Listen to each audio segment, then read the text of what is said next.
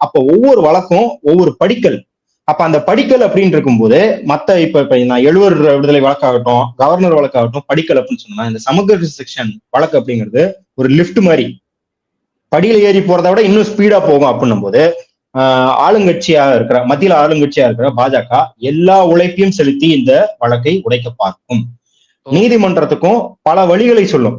அதாவது நீதிமன்றத்துக்கு என்ன அப்படின்னா, எங்க சார்பா தீர்ப்பு தரப்போறீங்க, ஆனா எங்க சார்பா தீர்ப்பை வந்து நீங்க அப்பட்டமா தந்துட்டீங்கன்னா நீதித்துறை மேல மக்கள் பாய்வாங்க. அப்ப வந்து நீங்க தப்பித்துக் கொள்வதற்கான வாதங்கள் என்ன அப்படிங்கறத வந்து நீதிமன்றத்துக்குள்ள இல்லாம நீதிமன்றத்துக்கு வெளியே பல வழியில ஃப்ளோட் பண்ண விடுவாங்க.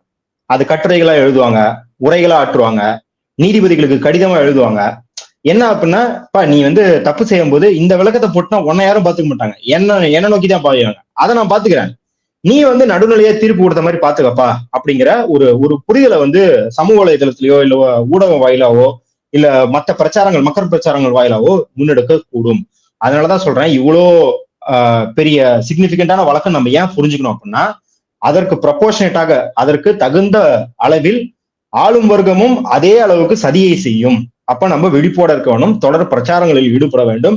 இதற்கு எதிராக பரப்பப்படும் அத்தனை பொய் செய்திகளும் நாம் மக்கள் மன்றத்தில் உடைத்துக் கொண்டே இருக்க வேண்டும்.